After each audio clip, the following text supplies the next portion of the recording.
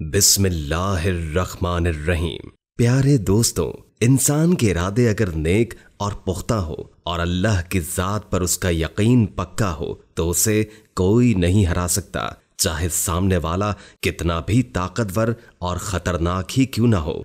आज सुनाने जा रहा हूँ एक हैरानकुन और सबक आमोज किस्सा। अल्लाह के नेक बंदे जो फकीर कहलाते हैं, उनका एक ऐसा किस्सा सुनाने जा रहा हूँ कि कैसे उन्होंने चीते से जंग की और फिर वो चीता आपके गुलामों में से गुलाम बन गया, आपका मुरीद बन गया। नमाज की हालत में जब चीता आ गया तो आपने क्या किया, हम आपको इस वीडियो में बताएंगे। वीडियो में आगे बढ़ने से पहले मेरी तमाम नए आने वाले दोस्तों से इल्तिमास है कि वीडियो को लाइक करें, चैनल को सब्सक्राइब कीजिए और महफिले दुआ का हिस्सा बनने के लिए कमेंट में अपना नाम जरूर तहरीर कीजिए। प्यारे दोस्तों, वहरात में काफिरों का एक गांव था जहां के तमाम लोग गैर मुस्लिम थे, अल्लाह की वाहदानियत को पहचानते नहीं थे। पर अल्लाह जब किसी पर अपनी करम नवाजी करने पर होता है तो वहां पर अपने नेक बंदे को भेज देता है।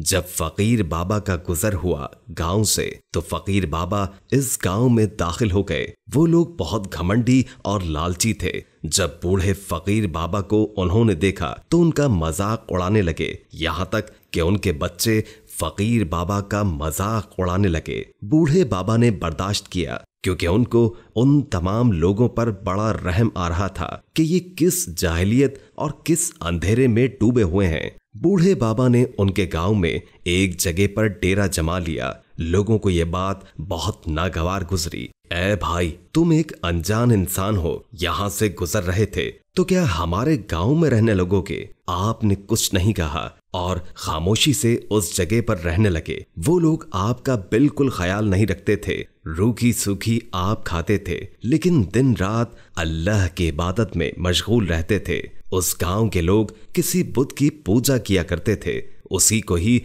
अपना सब कुछ मानते थे, उसको अपना खुदा कहते थे, उसी की इबादत किया करते थे। दिन रात उसी के आगे सजदे में झुके रहते थे और उसी बुत से मदद मांगते थे। फकीर बाबा जब उन लोगों को इबादत करते हुए देखते थे, इतने तवील सजदे में देखते तो हैरान होते थे और पूछते थे, तुम किसकी इबादत कर रहे हो? तुम किसके आगे अपना सर झुका रहे हो? तुम्हारे सामने तो कोई भी नहीं है, तुम किससे मदद मांग रहे हो? तो फकीर बाबा उनसे कहते थे कि मैं एक अल्लाह की इबादत करता हूँ जो इस तमाम कायनात का खालिक और मालिक है, जिसने मुझे भी बनाया है और तुम लोगों को भी बनाया है। तुम लोग जिसको पूछते हो, जिसके आगे सर झुका रहे हो, ये तुम्हारी कोई मदद नहीं करने वाला। अभी भी वक्त है, सुधर जाओ। जो कुछ तुम जमा कर रहे हो अपने साथ लेकर नहीं जाओगे। ये लालच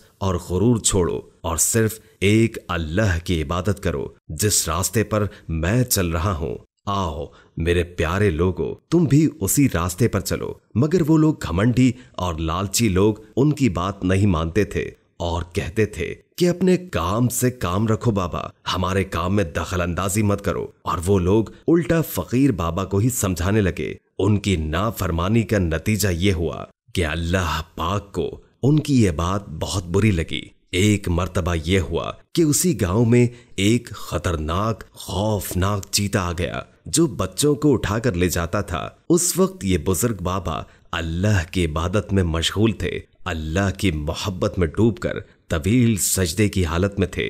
तो गांव में एक शोर उठा कि किसी औरत के बच्चे को चीता अपने मुंह में उठाकर ले गया है। वो इतना खतरनाक और खूंखार था कि हर कोई उससे डर रहा था। और वो औरत जिसका बच्चा चीता उठाकर ले गया था, वो बेहाल थी और कह रही थी कि कोई तो मेरे बच्चे को बचाओ, कोई तो आकर मेरी मदद करो। जब फकीर बाबा ने उन लोगों की दर्द भरी आवाज सुनी तो उन लोगों के पास चले गए और कहा कि क्या माजरा है, तुम लोग शोर क्यों मचा रहे हो? लोगों ने कहा कि हमारे बच्चे को चीता उठाकर ले गया है, हम क्या करें? हम बहुत परेशान हैं और उससे लड़ भी नहीं सकते, वो किसी को भी मार डालेगा। यहाँ पर कोई एक ऐसा बहादुर नहीं है जो उससे लड़े। तो फकीर बाबा ने कहा, ठीक है, मैं जाकर तुम्हारे बच्चे को बचा कर लाता हूँ। तो वो लोग उनको देखने लगे और हंसने लगे कि आप इस उम्र में इस हालत में जाएंगे, वो भी ऐसे खतरनाक चीते से लड़ने।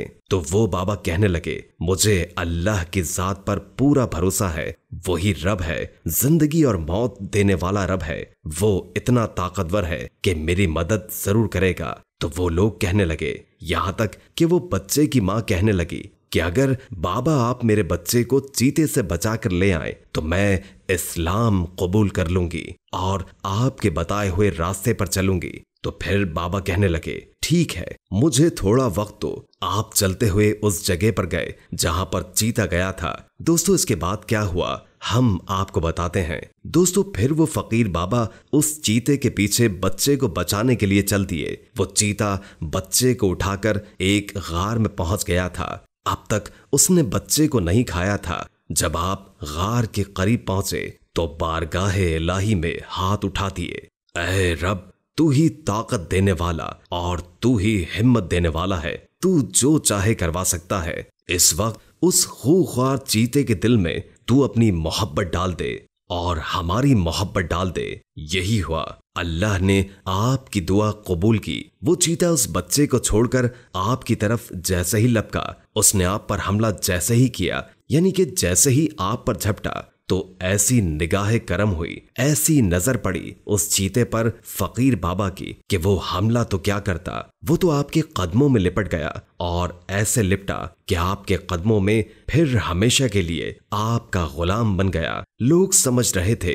कि बाबा अब जंगल गए हैं, वापस नहीं आएंगे। उस औरत का रो रो कर बुरा हाल था। इतने में क्या देखते हैं कि फकीर बाबा आ रहे हैं और बच्चा भी सही सलामत है और फकीर बाबा भी सही सलामत है और वो चीता भी आजिजी के साथ, गुलामी के साथ आपका मुरीद बनकर आपके साथ चलता हुआ आ रहा है। वो चीता आपका मुरीद बनकर रह गया और फिर आपकी खिदमत गुजारी में लग गया और हमेशा आपके साथ रहने लगा। लोगों ने ये सब देखा तो कहने लगे कि अब हम मुसलमान होना चाहते हैं और सिर्फ एक इंसान यहाँ पर मुसलमान नहीं होगा बल्कि पूरे का पूरा गांव आपके हाथ पर इस्लाम कबूल करेगा। और इस तरह फकीर बाबा के हाथ पर पूरा गांव मुसलमान हो गया। दोस्तों, फकीर जिसे कहते हैं वो मांगने वाला नहीं होता।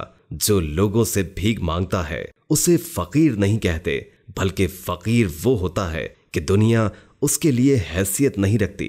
वो अपनी जिंदगी हुजूर पाक सल्लल्लाहु अलैहि वसल्लम की मोहब्बत में फना कर देता है, अपनी जिंदगी अल्लाह के सुपुर्द कर देता है, हुजूर की मोहब्बत में अपनी जिंदगी गुजार देता है और दुनिया उसके आगे कोई अहमियत नहीं रखती। अल्लाह पाक से दुआ है कि अल्लाह पाक हमें हुजूर पाक सल्लल्लाहु अलैहि वसल्लम की सुन्नतों पर अमल करने की तौफीक अता फरमाए। आमीन सुम्मा आमीन या रब्बुल आलमीन। वीडियो अच्छी लगे तो लाइक और कमेंट कर दें ताकि आपको ऐसी नई नई वीडियोस मिलती रहें। जज़ाकल्लाह। अस्सलामु अलैकुम व रहमतुल्लाहि व बरकातुहू।